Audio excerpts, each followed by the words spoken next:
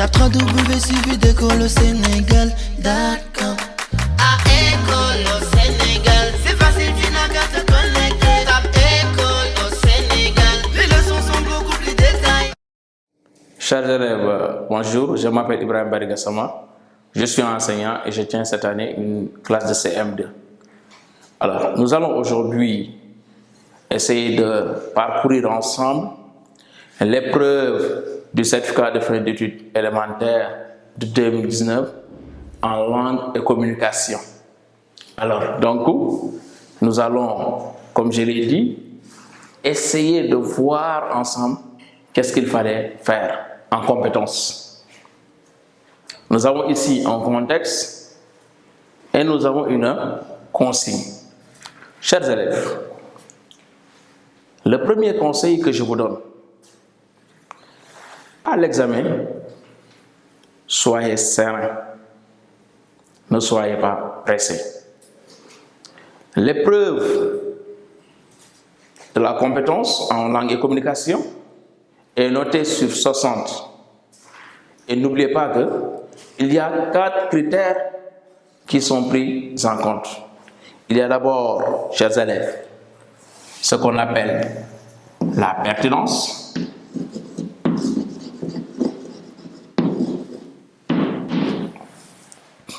qui en général prend la plus grande note. C'est souvent noté sur 30, ou bien sur 35, ou bien sur 25.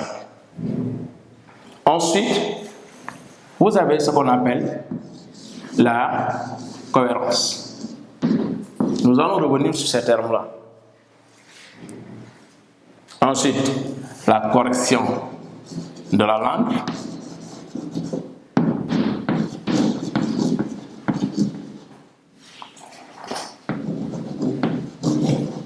Et enfin, en dernier lieu, la présentation.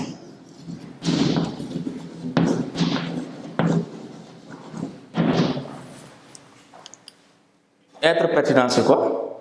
C'est être dans le sujet. Il faut aussi qu'il y ait une certaine logique.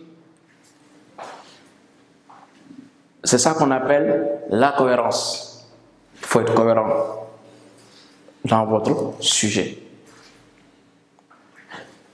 La correction de la langue, évitez autant que faire se peut les fautes d'orthographe, de conjugaison, etc. Et souvent, ce qu'on voit, c'est des fautes que l'élève ou le candidat peut éviter. Ce sont ces fautes-là qui reviennent et ce n'est pas normal. A sans accent, A avec accent, vous mélangez et, alors que ça, c'est des règles orthographiques. Ou bien A conjugaison, vous oubliez souvent une terminaison. Donc, vous faites doucement. Il y a aussi ce qu'on appelle la correction de la langue. C'est-à-dire que souvent, vous utilisez des phrases qui, bon, on peut dire, sont des phrases qui ne sont pas correctes. Alors, être simple, c'est choisir un sujet, un verbe et un complément. C'est ça la simplicité. Alors, et enfin pour la présentation, éviter les ratures, les surcharges, n'est-ce pas? Tout ça, c'est des choses qu'il faut éviter. Alors, maintenant, nous avons ce sujet-là. On dit, tu souhaites que ton ami qui habite dans une autre localité vienne passer les vacances chez toi pour découvrir ta région. La consigne, écrire une lettre en 8 phrases au moins pour lui donner envie de venir. Lisez le texte silencieusement, plusieurs fois, réfléchissez. Et la question qu'il faut se poser, c'est qu'est-ce qu'on me demande? Qu'est-ce qu'on me demande?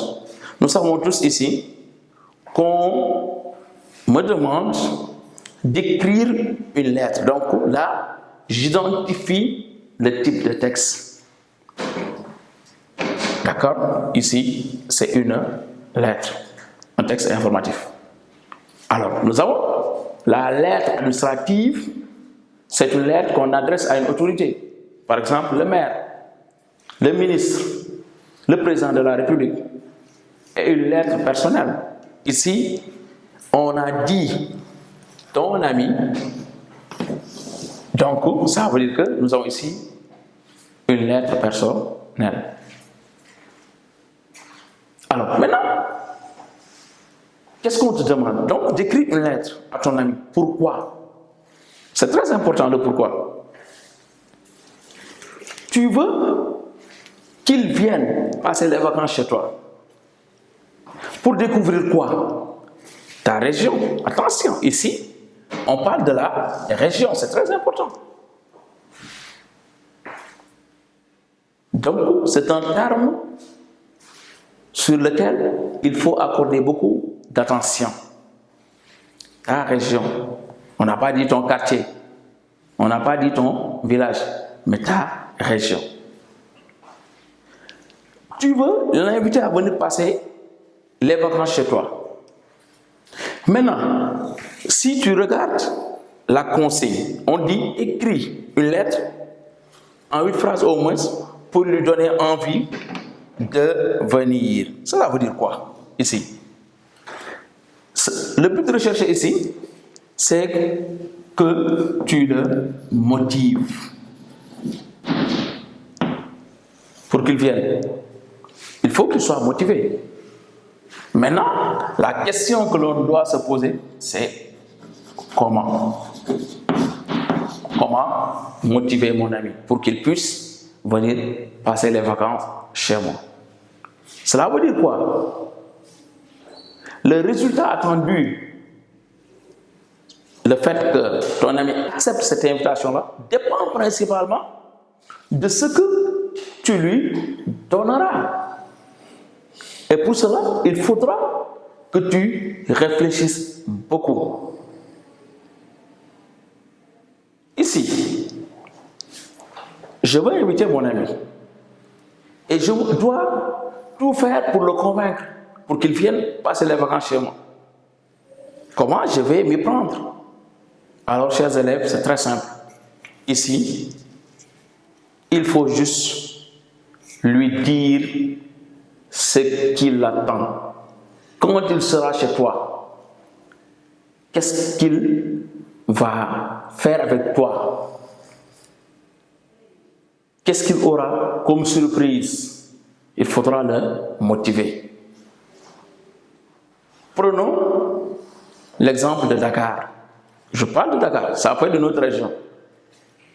Rien qu'à Dakar, chers élèves, vous pouvez dire à votre ami que quand il viendra, que vous allez visiter par exemple beaucoup d'endroits. D'accord? Alors, nous avons, n'est-ce pas, le monument de la Renaissance africaine.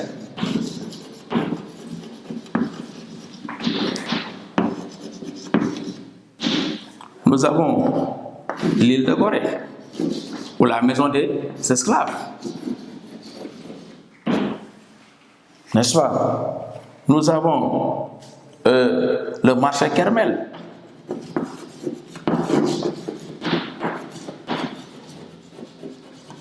Nous avons ici les plages, le grand théâtre.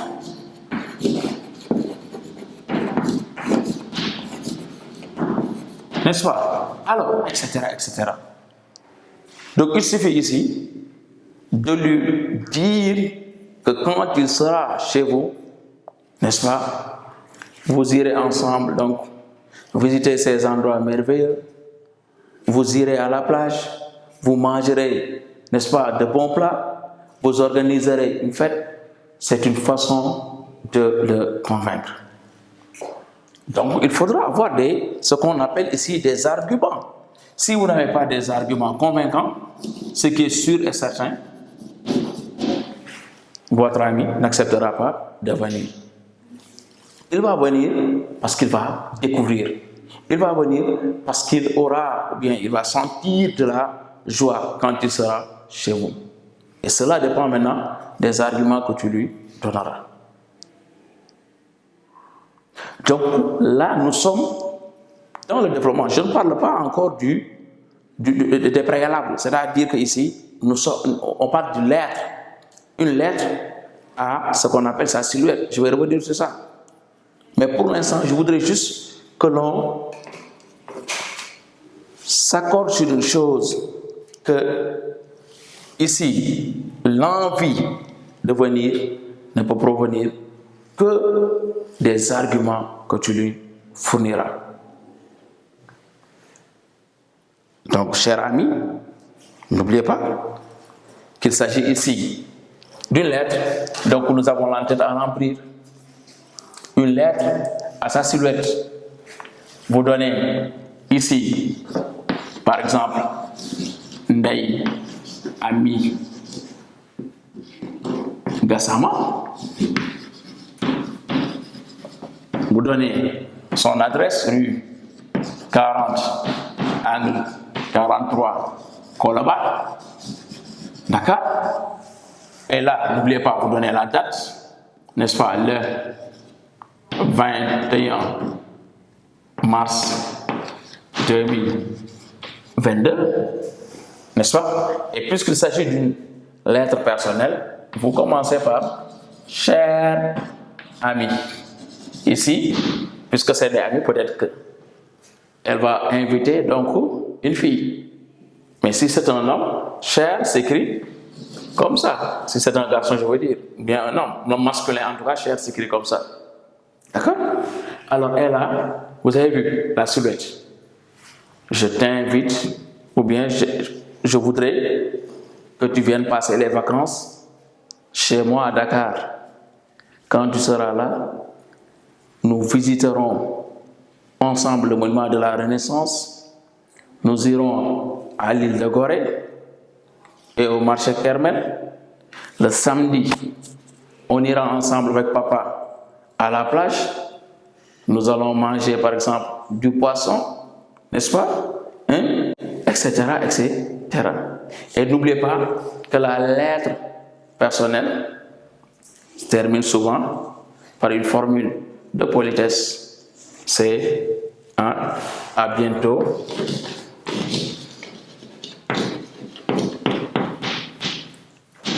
Ou bien merci. Ou bien au revoir. C'est des termes qu'on peut utiliser quand on a fini le corps de la lettre. Voilà donc en gros, chers élèves, comment il fallait s'y prendre pour ce type de texte-là. Donc, que je rappelle, est un texte informatif. Où on vous demande encore une fois, vous qui êtes dans votre localité, d'inviter un ami qui se trouve dans une autre localité pour qu'il vienne passer les vacances chez vous. Alors, je rappelle que pour qu'il vienne passer les vacances chez vous, il vous faut, n'est-ce pas, des arguments solides pour le convaincre. Et ici, il s'agit tout simplement donc de dire à votre ami ce que vous ferez ensemble quand il sera chez vous. Sur ce, chers élèves, je vous remercie et vous donne encore un conseil. Il est toujours bon de conseiller les candidats. Devant votre texte, ne paniquez pas. Restez serein, lisez le texte plusieurs fois. Plusieurs fois, je dis bien, essayez de comprendre un peu de quel type de texte il s'agit, quelles sont les caractéristiques de ce texte-là, et ensuite maintenant, prenez votre brouillon, et c'est très important, car c'est le brouillon qui va vous permettre d'éviter les ratures et les surcharges et d'avoir une bonne présentation. N'oubliez pas que la présentation est notée. Il faut aussi être pertinent, c'est-à-dire ne pas faire hors sujet, et ensuite, il faut qu'il y ait une cohérence dans ce que vous faites. Dans un français clair, limpide, n'est-ce pas? Et là, je vous assure que vous pourrez avoir une bonne note. Merci et à bientôt. Il suffit d'école au Sénégal, d'accord.